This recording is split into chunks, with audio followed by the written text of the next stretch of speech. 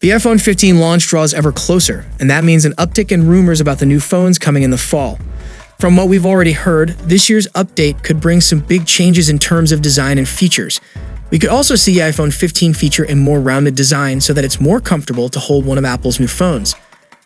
Upgrades to the cameras and chipsets could also be in the works. Expect a large iPhone 15 vs 15 Pro divide as Apple saves its most significant changes for its premium phones. Both the 15 Pro and Pro Max should feature a powerful new 3nm 17 Bionic chip and a titanium-sided design.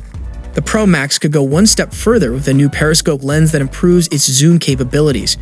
Here's a deep dive into everything we know about the iPhone 15 series so far, and if you are new to the channel, then don't forget to drop a like and leave a comment. Even with the announcement of Apple's new augmented reality headset, anticipation and rumors haven't dampened for the fall release of Apple's next iPhone, presumably called the iPhone 15. Those rumors, plus last year's EU ruling mandating USB-C charging on phones sold within Europe, might mean a number of departures from Apple's traditional design. Will the iPhone 15 have a USB-C port?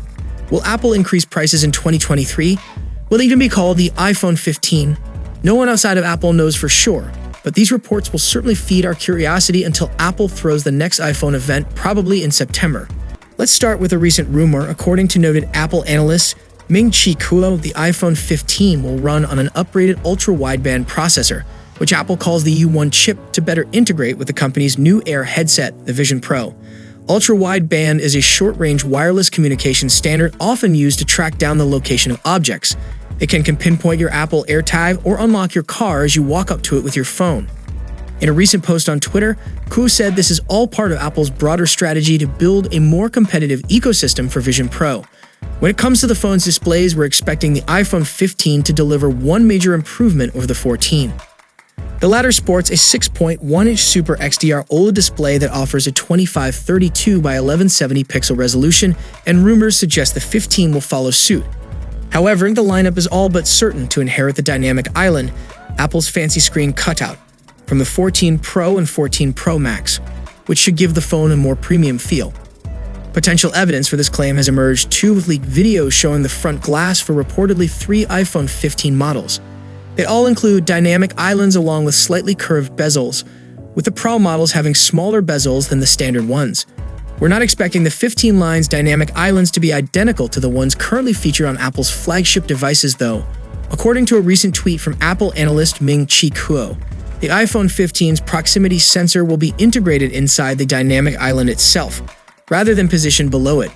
As Kuo notes, the new sensor arrangement is unlikely to result in any material difference to the appearance or functionality of the 15 versus the 14 Pro. But the former's dynamic island will technically be more advanced than the latter's given the inclusion of a previously isolated sensor. Beyond the dynamic island, though, the iPhone 15's display is expected to remain identical to its predecessors. Both the 14 Pro and 14 Pro Max boast adaptive 1 to 120 Hz refresh rate technology, or said-to-be promotion, and automatically adjusts the smoothness of their displays to suit whatever's happening on screen. But it looks like the iPhone 15 will again be sticking with a 14 static 60 Hz refresh rate.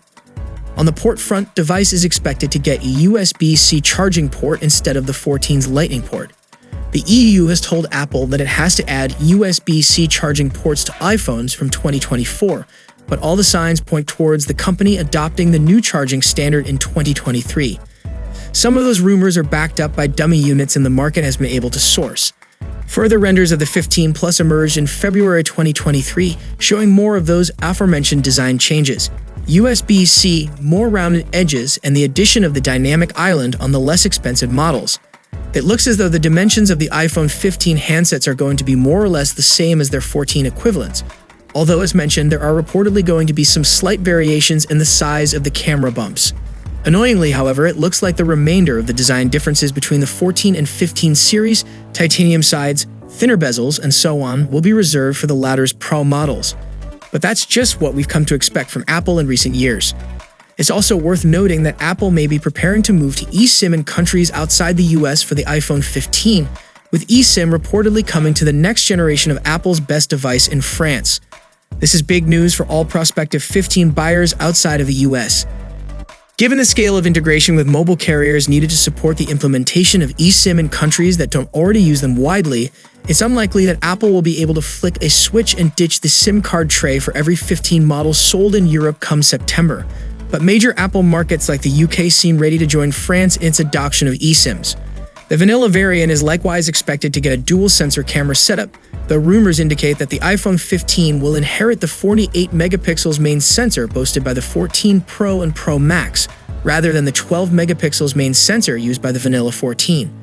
While the 14's cameras are adequate enough for general photography tasks, they're essentially unchanged from the iPhone 13, so it's good to hear that Apple will be giving vanilla iPhone fans a tangible reason to consider upgrading to the iPhone 15 this year.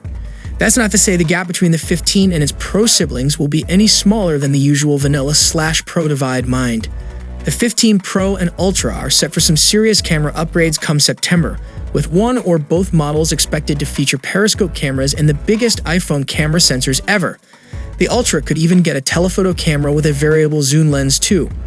On the selfie snapping front, the 14's 12 megapixels selfie camera is expected to remain in place on the vanilla 15.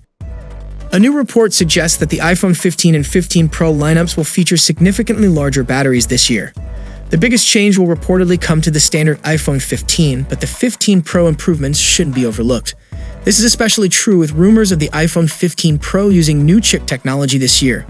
The 15 is said to have a 3877, the 15 Plus has 4912, the 15 Pro goes with 3650, and the Pro Max has 4852 mAh battery. Thus, the increases are pretty significant across the board, and if this rumor pans out, it's pretty clear that Apple's devices will rank very high in our battery tests. It's the first time any iPhone would get this close to 5000 mAh, and when you factor in Apple's notoriously optimized in-house designed chips, battery life on all of these should be outstanding.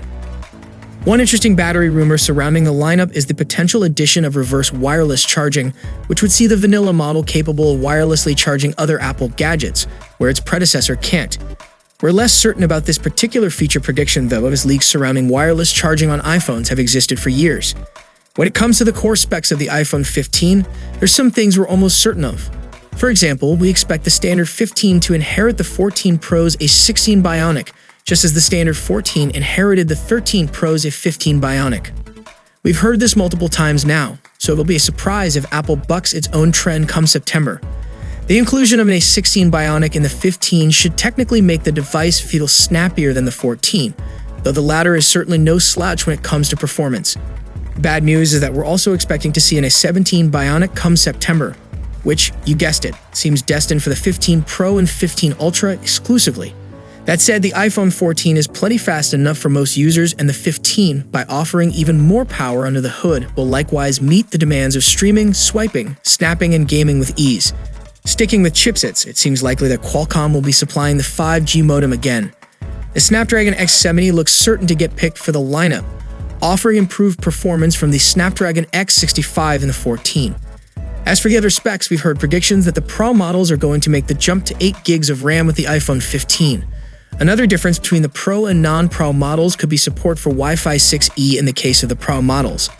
As mentioned, we might also see a USB-C port included on every model, though reports suggest that only the Pro models will offer upgraded data transfer speeds. This has now been stated by multiple sources.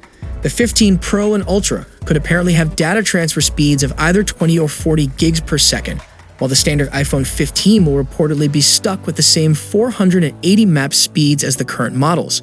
So these are the biggest differences between the base and top models. So what are your expectations from upcoming iPhone lineup? Share your valuable thoughts below in the comment section. And if you guys enjoyed the video, then a sub to the channel will be massive, and I'll see you guys in the next one. See you for the next time. Peace out.